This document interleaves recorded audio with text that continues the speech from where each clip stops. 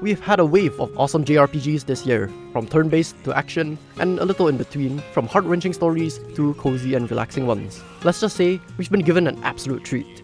But as 2024 comes to a close, it's time to look forward to the future. So we've put together a list of 10 highly anticipated JRPGs set to release in 2025, so check it out. Hey, this is Sean from Gamer Braves. It's been 8 years since we established Gamer Braves channel. We went to a lot of overseas game conference. We did a lot of exclusive interview with a lot of prominent figures from the industry, Ryuzo Sugimoto, John Layden, and even Yakuza. One of the easiest way to support us is to subscribe to our channel. Support like this will actually gives us motivation and pushes us to produce better content. If you have already subscribed, thank you so much. Please enjoy the rest of the video. Trails in the Sky the First is a full remake of the start of the Trails series, with Trails in the Sky FC from 2004. There's been a lot of friction to get into Trails, since its canonical starting point has dated graphics and missing quality of life features, so many people start from the latest one called Trails Through Daybreak. The thing is, the Trails series is a massive interconnected story where every game merges with one another, and all of that begins from Trails in the Sky. So the Sky remake has the potential to solve this problem once and for all, bringing Trails in the Sky to a full 3D experience while retaining the original script and story, which will make this the best game to start and experience the Trails series canonically. Trails in the Sky follows the adventure of Estelle and Joshua, traveling across the Liberal continent and earning the honor of becoming part of the Bracer Guild, while at the same time uncovering the mysterious secrets and organizations pulling the strings from behind the scenes. There are 3 Sky games though, and this remake only covers the first game, but it will be crucial as they are direct sequels to each other, so it would be a shame needing to be reduced to pixels and boot up the original games again. Trails in the Sky the First will be releasing sometime around 2025. It's only been announced for the Nintendo Switch, with no mention of other platforms yet, though I think a multi-platform release is very likely. But regardless, this is huge for the Trails series. On the topic of the Trails series, we are treated to another Trails game in 2025, with Trails Through Daybreak II. This is the second game in the Calvert arc, which is another one of the arcs, like the Sky arc mentioned earlier. Daybreak 2 continues the story of Van Arkwright and the Arkwright Solutions Office, assisting Agnes Claudel in finding a memento from a long time ago, made from a very important character in the Trails lore, that shifted the technology from what you saw in the Sky arc to what you see in the Calvert arc. However, they face a new adversary that mimics one of Van Arkwright's own powers, which could be the result of the memento they're looking for. The first Daybreak game introduced a huge shift in the series' combat, turning it into a hybrid of action and turn-based combat, with more emphasis on turn-based at its diabolical core. Its core. That of which Daybreak 2 will continue to further improve and expand on more, so if you like a bit of both, then this combat system might just be for you. As Trails Through Daybreak 2 is a sequel to Trails Through Daybreak, it is absolutely necessary to play the first game first. But since the sequel is coming out on 14 February 2025, now's also a good time to get into the first game, since you won't have to wait for the sequel anymore. It will be released on the PS4, PS5, PC, and Switch. Meanwhile, we are getting a new mainline Atelier game, not counting Atelier Resleriana, which was a gacha game, and it's called Atelier Yumia, the Alchemist of Memories and the Envisioned Land. Atelier Yumia will feature a much older cast and follow a darker and heavier story, compared to the likes of previous Atelier games, that of which were usually teenagers going on an adventure and growing up, around the age of 14 to 19. But Yumia is confirmed to be 21 right off the bat, so perhaps the story might take a much different approach. Atelier Yumia will also receive a massive change in combat. So the Atelier games originated as a turn-based game. Then, it had a major shift in Atelier Ryza, which turned it into a real-time turn-based combat, where the turns will take effect in real time. While Atelier Yumia looks like action combat, it's more of an expansion of what they did with the real-time combat in Ryza, while still having turn-based elements like selecting your skills in a menu and so on.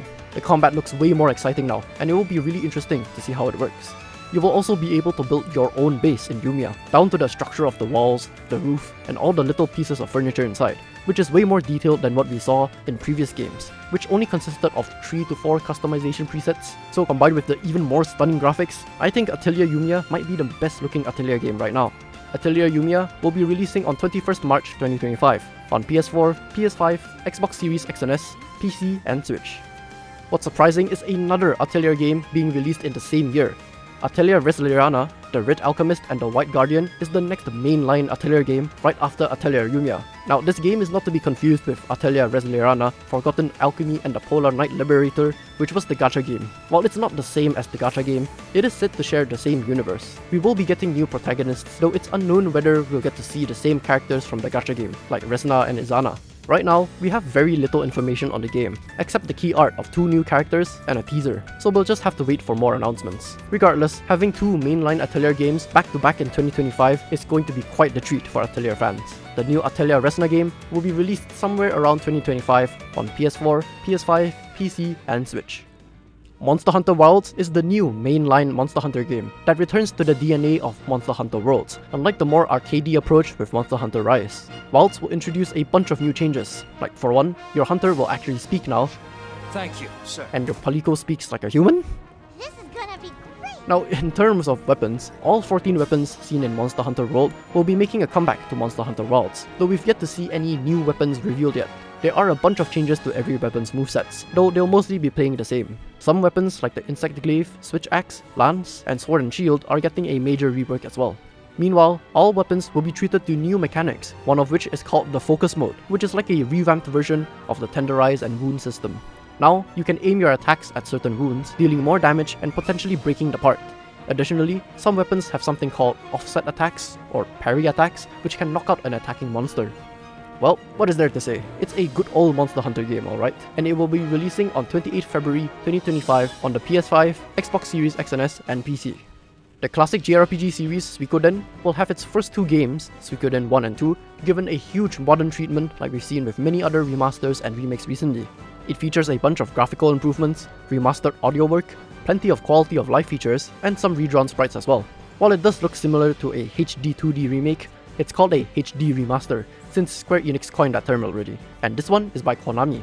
In general, the graphic improvements follow the same style, implementing a mix of 3D environments, realistic lighting, and good old pixel art. The new environments will also let us see Suikoden's world like never before, especially since it was made to run on much smaller hardware, so we'll get to see an extended version of the world now.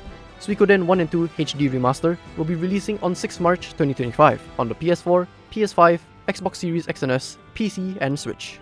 Following the trend of remakes and remasters will be the continuation of the Dragon Quest remakes. Dragon Quest III is considered to be one of the most influential JRPGs, and it was done justice with a HD 2D treatment by Square Enix this year. So now, the 2 games before that, Dragon Quest 1 and 2, will be given the same HD 2D treatment as well. As briefly explained with Suikoden, the HD 2D remake will bring new 3D environments, realistic lighting, and combine them with the good old pixel art to breathe new life into these nearly 40-year-old games. Dragon Quest III is also the prequel for the first 2 games, which can explain why they remade that one first. So with the first and second game coming up soon, we will have a clearer picture, literally, to see how things unfold canonically. So it's a good time to start Dragon Quest III as well. Dragon Quest 1 and 2 HD 2D Remake will be releasing sometime around 2025 on PS5, Xbox Series X and S, PC, and Switch. And as for Dragon Quest III, it's already out on the same platforms. Xenoblade Chronicles X Definitive Edition is an expanded remaster of the original game from 2015 on the Wii U. Thankfully, the Definitive Edition will be a standalone side story compared to the giant Xenoblade Chronicles trilogy, so it's possible to get into this game without any prior knowledge. But you see, the original actually ended on a cliffhanger, but the Definitive Edition will be properly finishing the story once and for all. It will carry over a lot of gameplay elements from the original game, while at the same time adding more. It is a proper open world that is absolutely massive, and it allows you to go anywhere. There's also going to be a good amount of additional content, like additional side quests. Besides that, the graphical improvements are starting to lean more towards an anime style, so if that's your thing, then you're in luck. There will also be some online features that let you play with as many as 31 other people and tackle various missions and challenges, which is something we've never seen in the previous Xenoblade games. With the Nintendo Switch as the hardware, this feature will not be as cumbersome as the original Wii U. Xenoblade Chronicles X Definitive Edition will be released on 20th March 2025 on the Nintendo Switch, and also pre-orders are available right now. Like a Dragon, Pirate Yakuza in Hawaii has you follow the adventure of the lovable Goro Majima, who hasn't been seen in quite a while. It's a spin-off of the Like a Dragon series and takes place 6 months after the events of Infinite Wealth, also known as Yakuza 8. So somehow, Majima gets lost on an island for some reason and he loses his memories. So of course, he has to lead his own pirate crew to discover some hidden treasure. Oh, and regain his memories. Typical of him. Unlike the recent Like a Dragon games, the spin-off returns to the good old beat-em-up style of combat, which we saw in the previous Yakuza games. Majima has 2 styles of combat and can seamlessly switch from Mad Dog and Sea Dog styles, none of which have very different movesets and satisfying combos to pull off. Additionally, you'll have a pirate ship to upgrade and sail across the ocean, though you have to be wary of other pirates. You'll have to fire back against them and board enemy ships while you're at it. Of course, it's not a Yakuza game without all the goofy side of things, like the various minigames and daily life stuff. Yes, he's a grown adult by the way. Like a Dragon, Pirate Yakuza in Hawaii is releasing on 21st February 2025 on the PS4, PS5, Xbox One, Xbox Series X and S, and PC. So for the last entry, let's check out a completely new game. The 100-line Last Defense Academy is a turn-based strategy JRPG, and your goal is to stab yourself in the chest. Yes, so here's the gist of it. Your protagonist is living through his everyday life until some extremely scary monsters start attacking the town, but something calls out to him and offers him the power to protect his loved ones. After receiving this power, you and 15 other students have been drafted into a school called the Last Defense Academy, where your task is to protect the school for the next 100 days. That's the name of the game.